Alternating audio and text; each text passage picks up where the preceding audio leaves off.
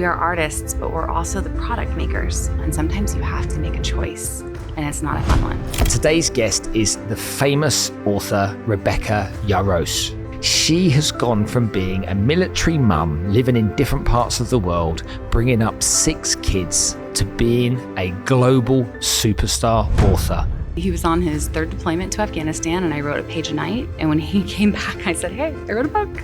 It's really just surreal.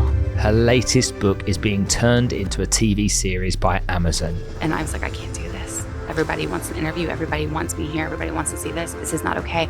And that's just the beginning. We're white-collar gamblers. What a great thing to say. We just gamble with our time and our effort. If you've ever wanted to write a book, learn from Rebecca, because she knows exactly what to do, how to do it, and then how to make money out of it. Your platform growing from 15,000 Instagram followers to almost 500,000 in 7 months, or a lot of the examinations or the interviews where you can absolutely make a fool out of yourself. A lot of it's terrifying.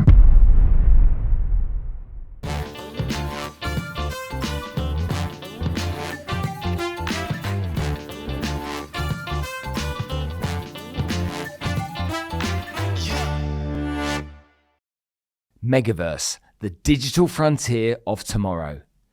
Megavrse stands at the cutting-edge intersection of technology and imagination. It's a virtual realm where the limitless expanse of the digital universe unfolds, offering users unparalleled experiences and interactions.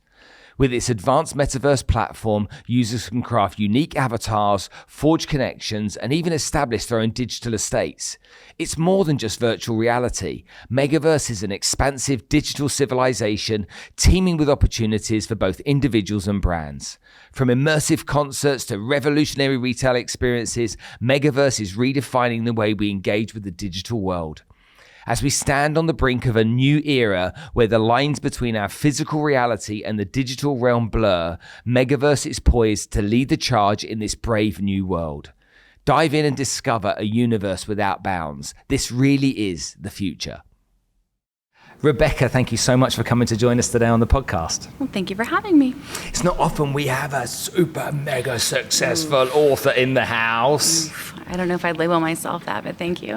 What does it feel like being as successful as you've become over the last few years? Oh gosh, honestly, it's kind of the same in the fact that when I'm at home, I'm just a mom and I have 6 kids and I'm married to my awesome husband, and then I leave and come to book events, and it's a little different. But for the most part, I'm still just struggling to get my kids to hockey practice on time and, get through deadlines. So I try to not let anything about it change anything about the kids in the house. Talk to me about fans. Okay. What would you like to know? Well, I have some kind of notoriety here because I have this podcast that's quite well known. And so sometimes people in a shopping centre will come up to me and say, hey, you're the guy that talks about X or Y online. I follow you. Yeah. Okay. Can I have a selfie? Occasionally. Yeah. When you're at an event like this, Emirates Festival of Literature, and you're an author, there's going to be people that are here because they're here to see you. That does happen. At least I know when you come to a book event or at conventions in the States or anywhere here like here, you're prepared for it, so you're ready. It's mostly people I'm not prepared for, like when I'm checking into the doctor's office and they've got a copy of Iron Flame. They're like, is that you? And you're like, it's a rare name. Yes, that's me. That's more what I'm not prepared for. So here it's like you can flip a switch and okay, I'm on and I'm ready to be present. When you're home in a messy bun and a baseball cap and you're a giant baggy sweatshirt, you're like, oh yes, that is me. Sorry. Where did your love of writing come from? Where did that journey start for you? I've always been a reader. I think it comes from reading. So I was the dorky kid who got caught with books under their desk. I'd be in math class and reading something else and getting yelled at for reading under my desk. My parents are both military, so we moved a lot, and they never censored what I read. So I read anything and everything I could get my hands on. And I started writing when I was younger. I won a young authors contest for the Department of Defense schools because we were stationed in Germany. I think I was 10, maybe 9. I'd have to look. But I have the cutest little bound book, and I misspelled author, so my errors started early. And I love to see it. I came back, I wrote a little bit through high school, and then I didn't write again until I was, on and off as a hobby, but I didn't write again until I graduated college at 29. Wow. I don't want to do the book thing for long. So That's we'll do the okay. author book thing for a Yeah, second, and we'll get sure. into the bits that really matter to me. Okay. The first book that you read that had an impact on you, what type of book was it? It was probably Chronicles of Narnia. Oh, And really? so it was fantasy. Yep. It was in 5th grade. I loved it. And I raced this other kid through the series when we were at school because my parents had bought me a set and he had a set. And every day we would get to school and be like, what book are you on? What page are you on? And it was like this contest between me and this kid to read it. But it was the first book that really transported me to another world. It's where I fell in love with fantasy. So how old were you when you realized that you wanted to make this a career? Oh gosh, probably like 29. Okay. If you'd asked me what my dream job had been or would have been, it would have been writing or telling stories for a living. Yeah. But we got married super young and we had a lot of kids super young and my husband was in the military. So we moved and he was gone. And it just seemed kind of like a dream that was never going to be, actualized. So I think he was on his 3rd deployment to Afghanistan and I wrote a page a night. Because I just graduated college. It took me that long to graduate college because when you move base to base to base, you lose your credits and you have to start all over again or, bring in new credits. So I wrote a page a night while he was gone. And when he came back, I said, hey, I wrote a book. And he's like, you what? I was like, all right. And he, I love him. He didn't balk. He didn't say what. He sat down and started looking at agents with me and started, helping me figure out what to do with that book. Wow. Yeah, he's a and so you've got partner. this book. Was he the first person to read it outside of you? Yeah, he always is. And so when he read the book, was he typically a good husband and said, that's great? Or was he critical? Or did he give you areas of critique? How did it work? Looking back, he was a little bit of both. He would kind of say, like, how do you feel about this part? You know what I mean? And I would kind of give him my feelings. But he's always been super respectful and never pushed boundaries. Kind of like, if he's a helicopter pilot. So I certainly didn't go to work with him and be like, are you certain that's what you want to do at this moment? Nor would he look at me and be like, are you certain that's what you want to do? So he's kind of my number one cheerleader. But because my first book was urban fantasy and it didn't sell, and that happens in the industry. My second book was a military romance. He was definitely key because I could ask him details. I could make sure it was authentic as possible, and because it was the life we lived. In that respect, he'd be like, no, this is wrong, or no, this is what the radio call would be, or something like that.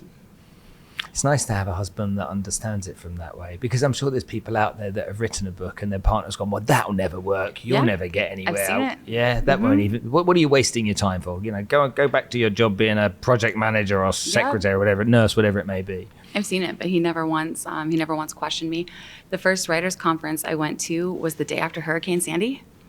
And all the flights were canceled because the airports were underwater. Yeah. And he was coming back from like across country with his helicopter and he had to land it, drove up, got me, dropped the kids at his parents' house in Pennsylvania and drove me into the city so I could be there for that conference. So I wouldn't miss that flight. He's been nothing short of the most supportive partner ever. Tell me about your confidence. Do you feel like you're a success? Do you feel like you're not successful yet? How do you process what you've done and what you've achieved? It's surreal. I mean, I've been writing for 10 years and published for 10 years, but the success of Fourth Wing and Iron Flame has all happened in the last, 6-7 months. So when you go from having a readership that's like, a very small but dedicated readership to blowing up per se, like is what's happened here, it's really just surreal. Like it doesn't really register. At moments it does, but for the most part, it doesn't. It's like so I'm living someone else's life. You're not in the mirror, in the morning, flicking the hair, going, "Oh, made it," No, I'm more like, coming down the stairs and then being like, "You have 2 interviews," and I'm like, "Oh gosh, okay, all right, let's see if I can, not stutter over my words." No, I'm not. Every morning I get up and I think my first thought is, "What time is it? Are the kids out the door?" Because my husband is a stay-at-home dad now, and then it's usually whatever needs to get done for work, and I go to my office. It's not. I love it though. No, I would love to say, yes, I look in the mirror and I'm a superstar, but no, I mostly look in the mirror and I'm like, how far are you behind on that deadline? Because I juggle 2 contracts right now. So it's mostly just trying to ignore everything else around me so that I can remain authentic to my writer self and make sure that everyone else's opinions aren't bleeding in. Mm-hmm. Does that make sense? So I try to shut out the world as much as possible. Honestly, I don't read I don't read anything about me. I don't listen to anything about me. I don't look at articles or TV shows or anything. I ignore it all. It's somebody else. Talk to me about gratitude. What kind of a role does that play in your life? Huge. Absolutely huge. I think the first thing we did when I got a call about what my royalty payments would be was we called our kids in to the kitchen and we said, what teacher made the biggest difference? Because all four of our boys go to the same school. Our daughter's special needs, so she can't go there. But, what teacher meant the most to you? And they told us. And the very first thing we did was we called the band director and we said, we're going to make a donation. And it was the best feeling ever to know that, there were certain things that he'd wanted and could finally have. I'm immensely grateful I can send my kids to college.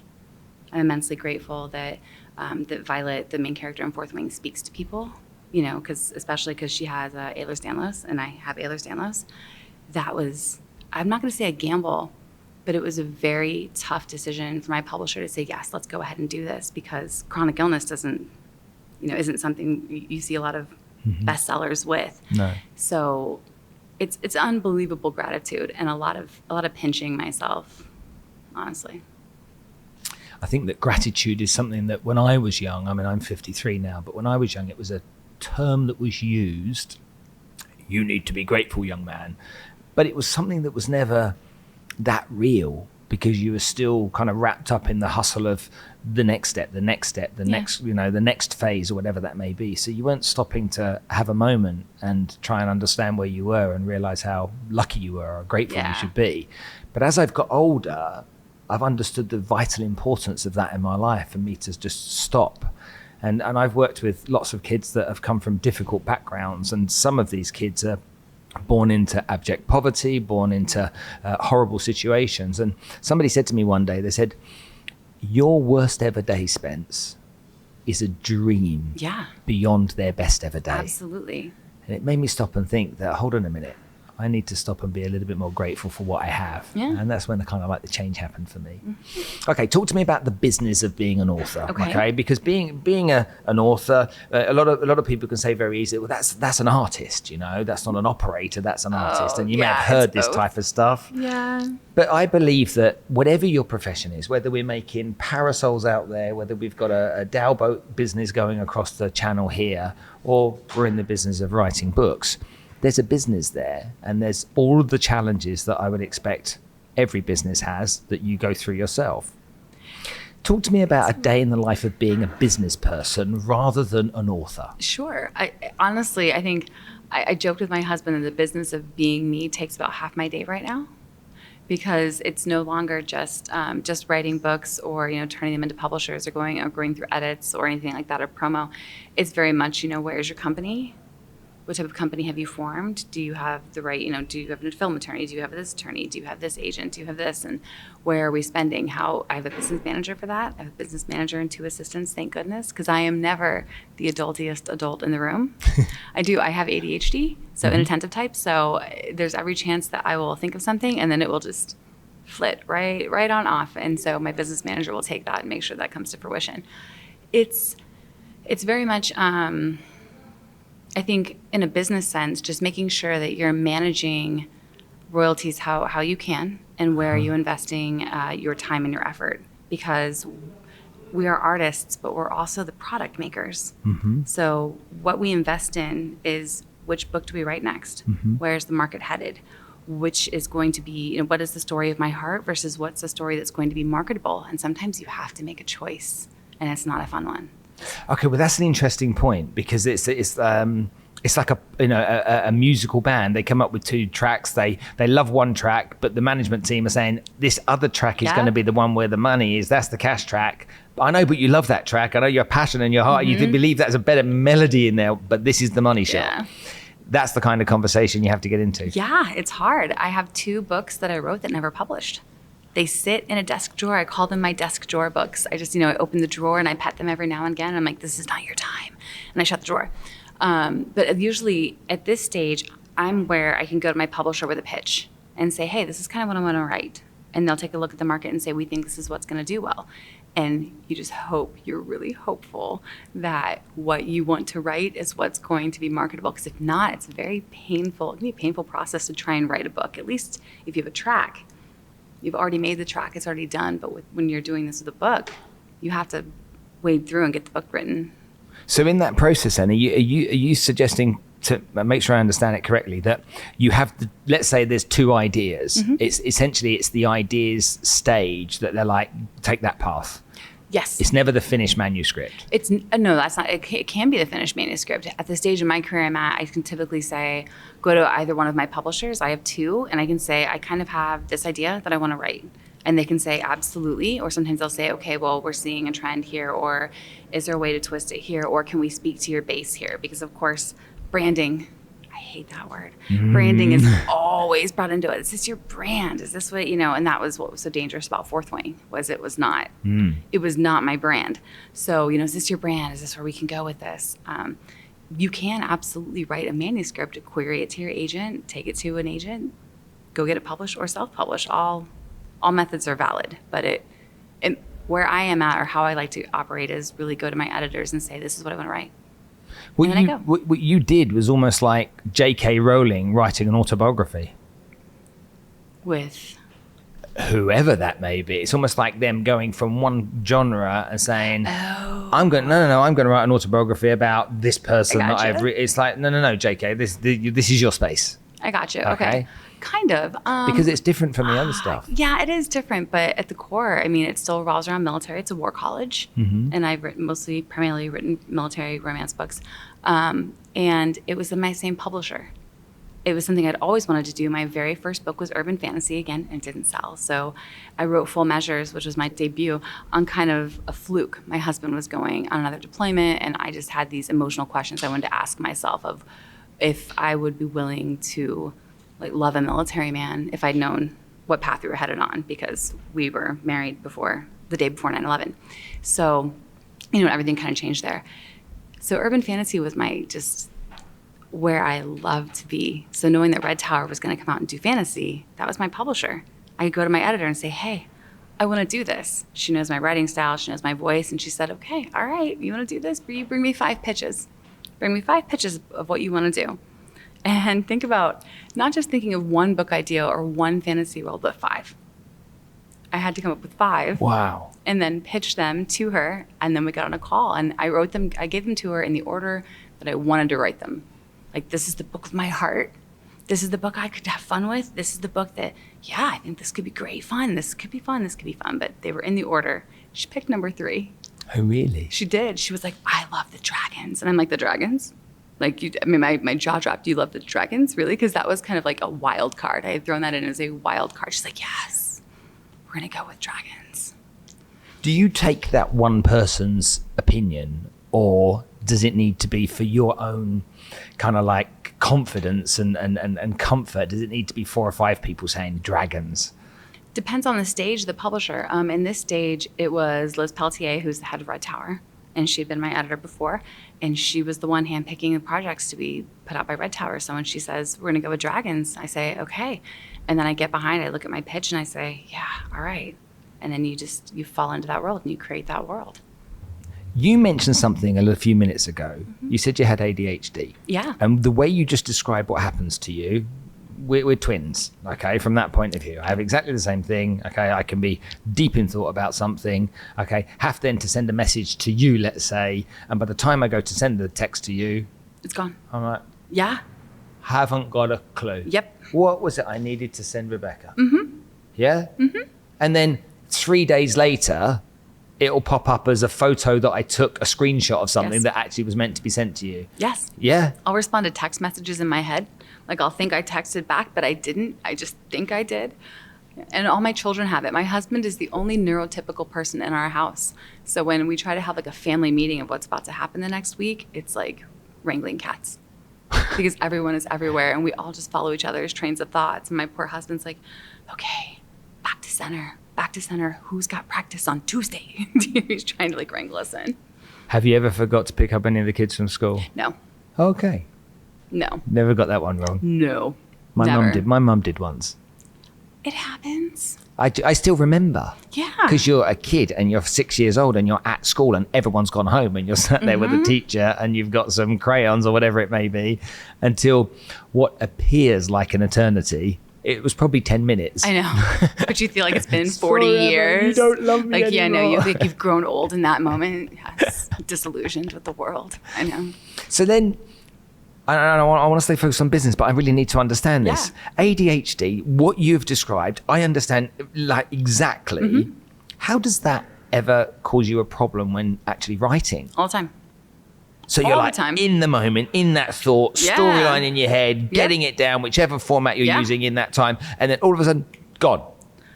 Yes. So it's funny, the heart of accessibility, or the heart of Fourth Wing, is really accessibility. So I basically give myself accommodations that I need. So I understand that I can hyper-focus because I was diagnosed late. My son went through diagnosis and they started talking about the ways that women present, and my husband looked at me, he's like, "It's you." And I'm like, "Oh, okay, all right, maybe." And I looked at my doctor, I'm like, "That's impossible. I write books." And she's like, "Well, how do you write a book?" I'm like, "I don't know, I can write a book in a month." And then I don't write for a few months and I write a book in a month. She's like, "Yes, you hyper-focus." So you're able to do that. Yes. Let's just explore that a bit here, because that hyper-focus is for a period of time or on a particular thing? It's usually on a particular thing. It's like an area of interest. And you become obsessive about it? Yeah. I live there. So when I write a book, I live there. I see my children and my husband, of course, but my mind is always in the book. So when I'm in the middle of drafting, that is where I live. Everything about the world is inspiring what I'm writing, or I'm relating it to the book, or I'm still in the book's playlist for music, but I live in that book because I'm hyper focused on it. And is there anything that can knock you out of that hyper focus? I have 6 children. Yeah, well, exactly. Yeah. I always tell my kids, like, I said, trying to get to work for me on a day that my brain is not hyper focused, and of course I take medication, is like going through airport security. It's like going on a trip, and I need to write in Dubai.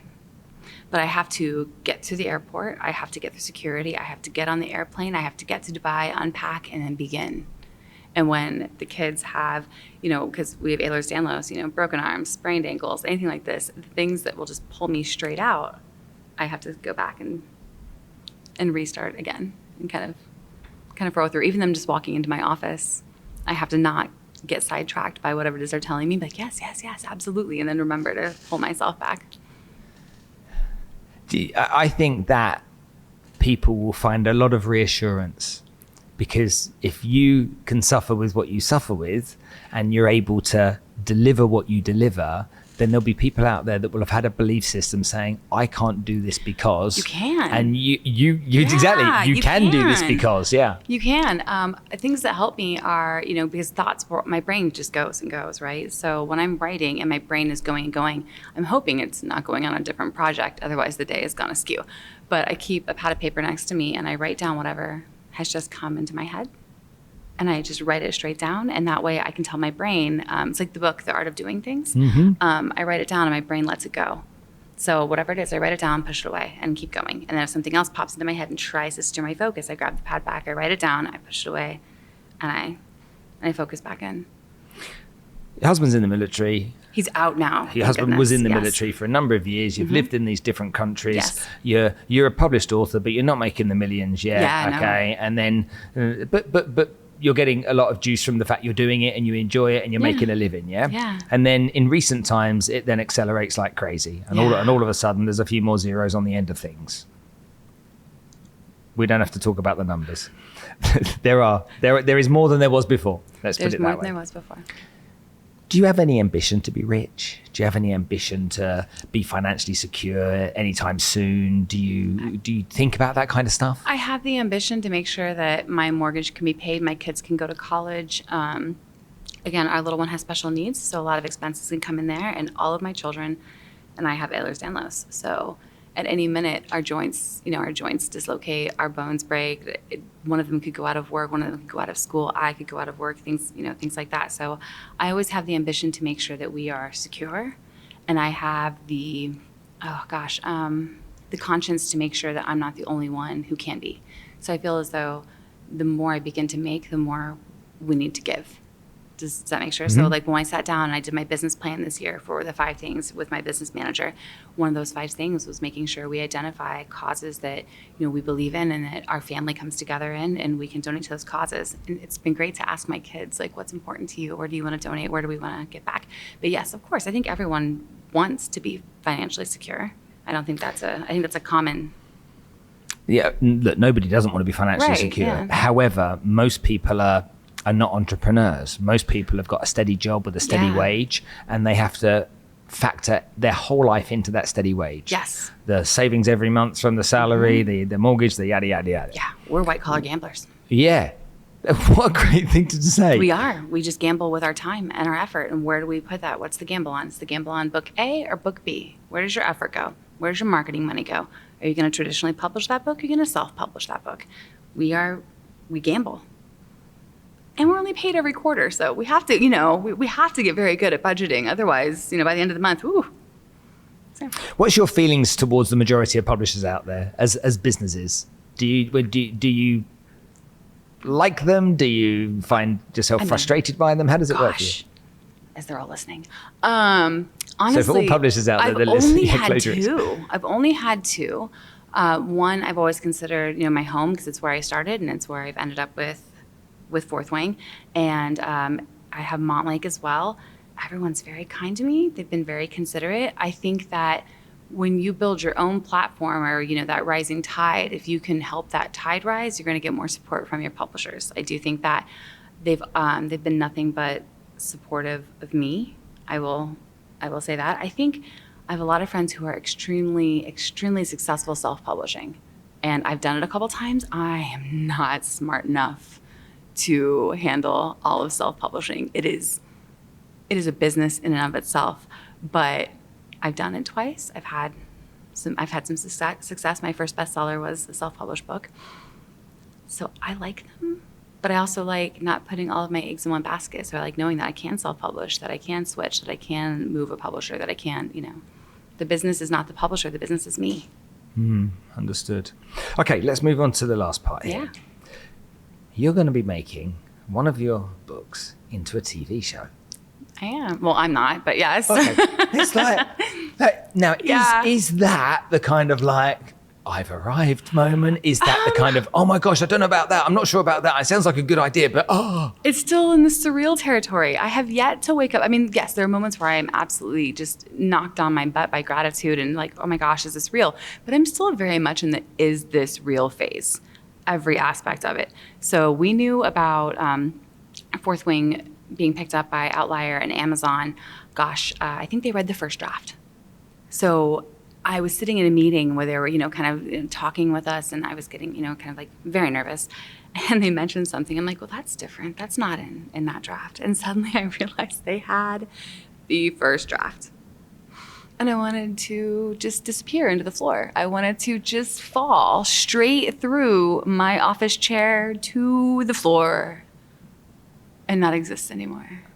But I'm glad that they picked it up. So I'm very excited. And so what's the challenge? You take a book, you've written it, and then it needs to go to become a manuscript. Yeah. Okay. And that manuscript is a very different version of the book. A screenplay. Yeah. That screenplay, is that somebody else saying, we'll turn it into a screenplay, or is that, Rebecca, can you make that a screenplay, please? Someone else is turning it into a screenplay. And I'm really lucky. The production team is very hands-on with me. I just had 2 meetings with them last week. So they're always keeping me informed about what's going on. And they're so kind and so lovely. And they give me all the warm fuzzies. They're very protective of it. Well, that's good. Yeah.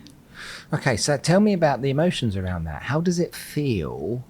Okay, I know you said it was surreal, but how does it feel? Let's be realistic here. You've gone from this lady that got married young, okay, husband in the military, traveling around the world, and these wonderful experiences where lots of Americans don't travel around the world, and growing your family. You're 29 years old, all of a sudden it's time to start writing, you publish, okay. Hey, happy days, we've got some publishing done, okay? Not making a fortune, but making an income. Then you go into this stratospheric level just in recent times where it really accelerates for you, and then the success just grows and grows and grows. And then it's this stage of going to a television show, a series.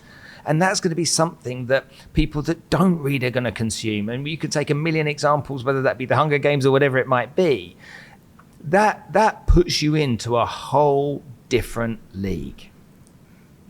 It kind of does. Your body language fascinates me. It's kind of like, oh. I know, it's terrifying. There's a lot of this is terrifying. A lot of it is, your platform growing from 15,000 Instagram followers to almost 500,000 in 7 months, or a lot of, the examinations or the interviews where you can absolutely make a fool out of yourself. A lot of it's terrifying. So I am utterly grateful when I'm home in my living room with my children and I'm safe and secure and just with my dogs, you know what I mean? But then there's a lot of it that is mind-blowing and really hard to wrap myself around it. And I remember talking, do you know Colleen Hoover? Mm-hmm. So I called Colleen the week before Iron Flame released her Friends. And I was like, I can't do this. Like, this is, everybody wants an interview. Everybody wants me here. Everybody wants to see this. And I'm not cut out for this. This is not okay. And she was like, it's going to be okay. You're going to need some therapy. And I was like, okay, all right. And she's like, and you're going to have to get to a place where, you can be okay with people having misinformation about you or saying things that aren't true and you just being peaceful about it. And I said, great. How long is that going to be? And she's like, I'll let you know. I'll let you know when I get there. I'm like, great. Okay. So it's going to take a minute. So it's a different stratosphere, but at the heart of it, it is really just me and my husband and my kids at home with our menagerie of pets. That is real life. Everything outside of it happens outside, but real life is inside my home. Your husband's in the background right now, and while he disappeared off for his walk, you spoke about him in such a beautiful way. He gets so mad when I talk about him too. It's the relationship that you have with him. Clearly, it oozes out of you, and it's beautiful to see. So I just wanted to say that while he was in earshot, because we like each other. He's what we would say in London, a big old unit. So,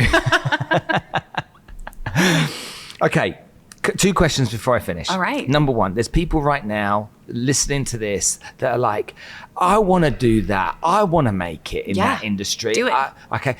Where do I start? Okay. And I know this is going back into this world, and I want to stay away from it, apart from this one thing. Okay. There are so many people that don't know where to start. You've made it in the best possible way. You've been on a journey, okay? What do we say to these people? What do we teach them? What are the 3 most important things, the 2 most important steps, the thing that you say, you must do this, guys? You have to put your butt in the seat. So people who are like, I always want to write a book. You have to sit down and do it.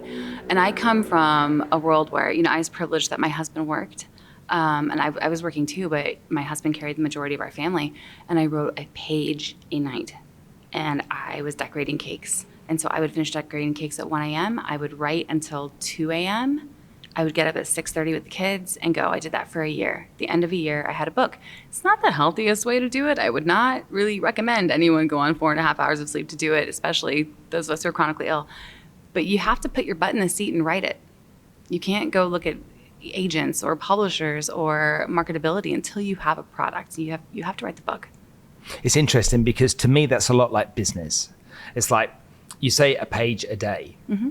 When we establish goals for any form of business, we might take a 12-month goal, but the most important thing to do is remember that 12 months is a long way away and you can't see the finish line. Correct. So break it down. Yep. And I always break everything down into 90-day goals. Okay. So, because I can see 90 days. Yeah. And then I divide it by 3 to get my monthly goal. I divide it by 4 to get my weekly goal. Yeah. And then I divide it by 5 working days to get my daily goal. That makes sense. And so then I work out what the action is I need to take to achieve the day's goal. Yep. The 1 page a day. 1 page a day. There is nothing that stops anyone doing 1 page a day. And I know there'll be people right now going, hold on a minute. How many kids have you got? Let's just remind everyone. 6. Well, okay. I had 5 when I wrote my first book. I had 5. We hadn't adopted our daughter yet. Okay, so 5 right. kids back then. Okay, mm-hmm. So now I just want to make sure that everybody listening to this, there's no excuse if you've got kids. Okay, so that's part of that. But also, you might not be able to do something every single day. Correct. But you know what? How about think about 7 pages a week? Yeah. I bet you've got 3 hours to write 7 pages, for example. You can catch up. It is possible to do. Yes. And you're a living example of that with your first book. It's incredibly possible to do. You just have to set that tiny goal every day so that it grows into the bigger one over the year. And I'm at the point where I can write a chapter a day, so I can write a book, depending on if I'm not traveling. I wrote the last letter, I think in like 3 weeks. So you get faster. It was a hyper focus.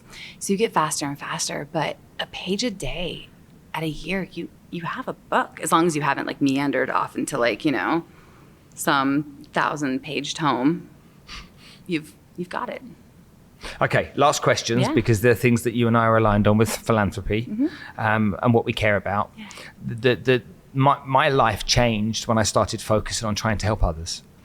Before, it was about me, my success, what I could achieve, how I could go for it, sleeves rolled up, stiff upper lip, get stuck in, make it happen, rah, type of stuff. Gotcha. Yeah, which I'm sure you've met many people like that in your lifetime. Always.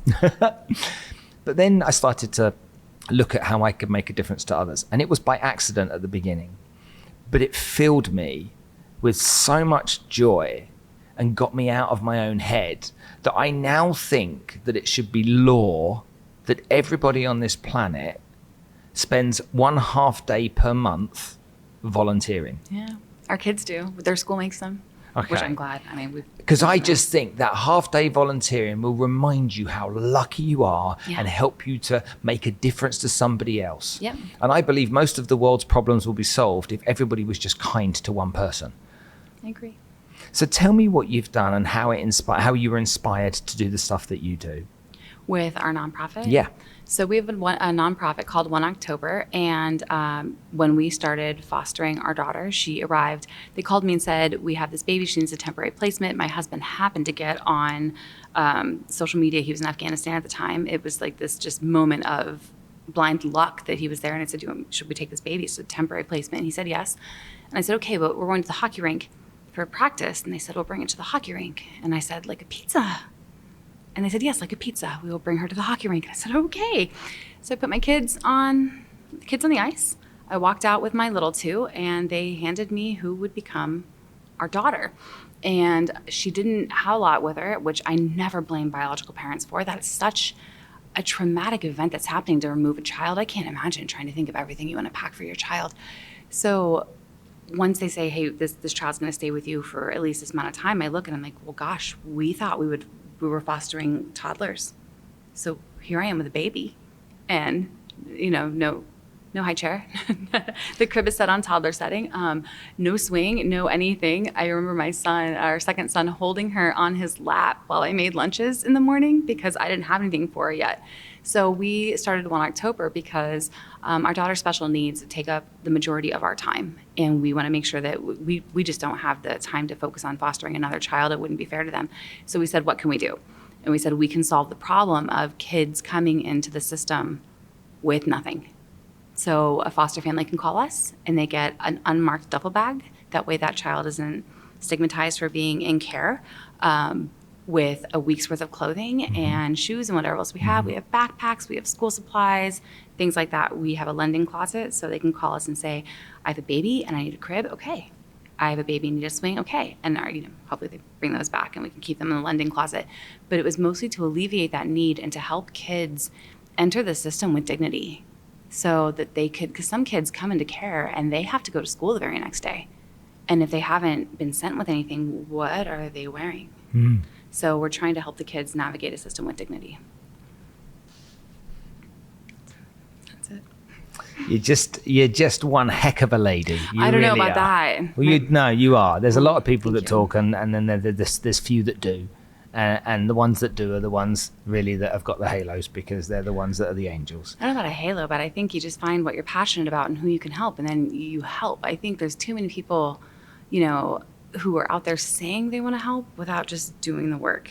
I think you do the work.